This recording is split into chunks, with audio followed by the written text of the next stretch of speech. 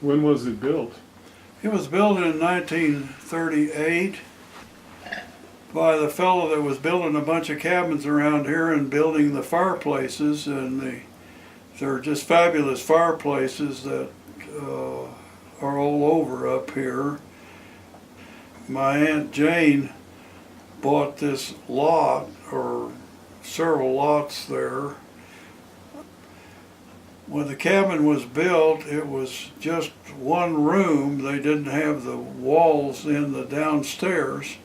They had the stairs to go upstairs, and then my aunt had, I guess maybe the one wall between the kitchen and the dining room was built, but my aunt built the walls between the bedroom and the kitchen and the bedroom and the living room, and then she also built the sideboard with the drawers in it that don't have any drawer slides in them. And she built the old picnic table that's out west of the cabin that's about to fall apart, but it's been there forever, and we used to go out there and eat breakfast on it a lot of times. Well, I think it was in 1964, my parents put the bathroom on it. When did they buy the cabin from your aunt? My grandmother passed away in 1949. She's 80 years old, and she and my aunt owned the cabin, and then Aunt Jane started a business, Devil's Gulch restaurant, and she borrowed a bunch of money to get that thing going from Dr. Claire O'Donnell in Ellsworth, Kansas. And then my mother inherited part of the cabin from my grandmother Shaw, her mother. Then Aunt Jane went out of business, didn't make any money, and went out of business in Devil's Gulch down there, and so she needed to pay some people off, and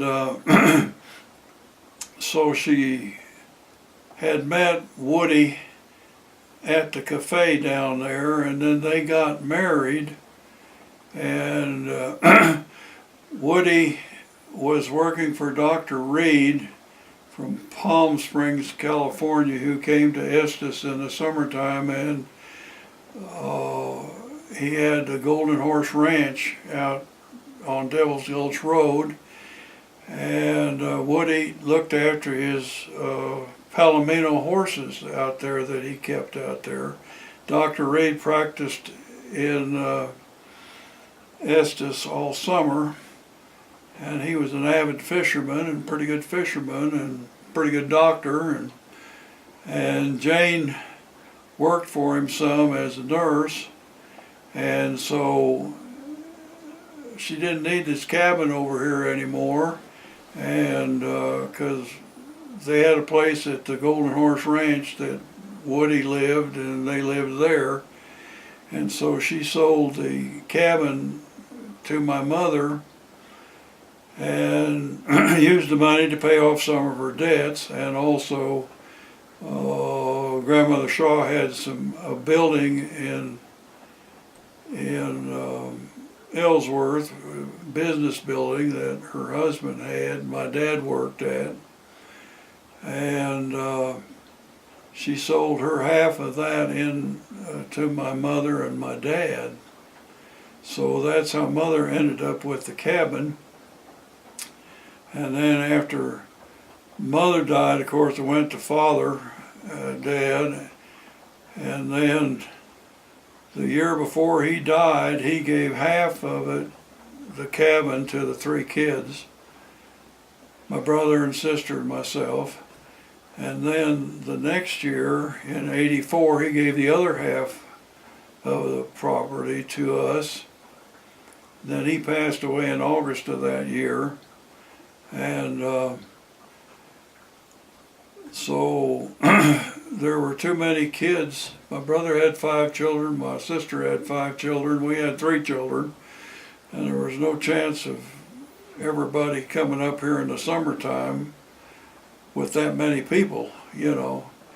Lorna came up in '85 and got a half a dozen appraisals on the cabin.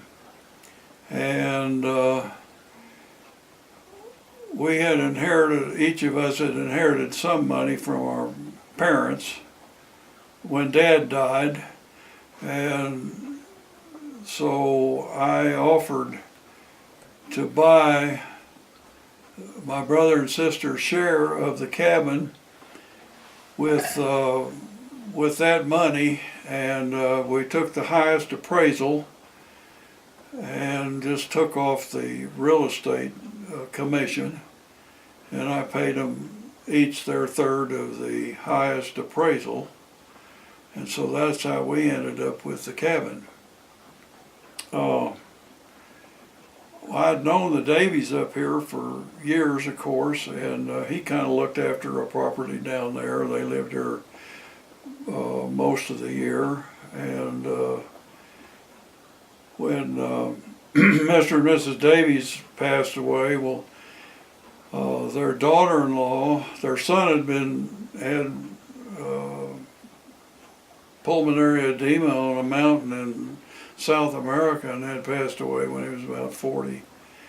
And so his wife did not remarry, and we used to visit back and forth, and their kids, and I told her if she ever wanted to sell a place to contact me, I'd like to talk to her about it. And she said, well, vice versa with you, if you ever want to sell yours, let me know. And I said, okay. So lo and behold, I guess it's been about 5 years ago, her son, Trey, called and said they were thinking of selling the place and was I still interested. He had called me first, so.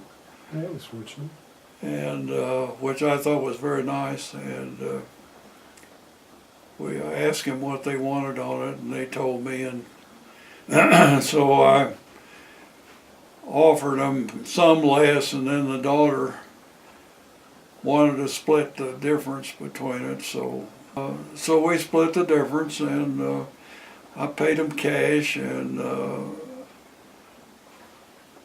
Nancy and I worked on it a bunch, getting it ready to go and cleaning it up and everything, and it's worked out very well, I think.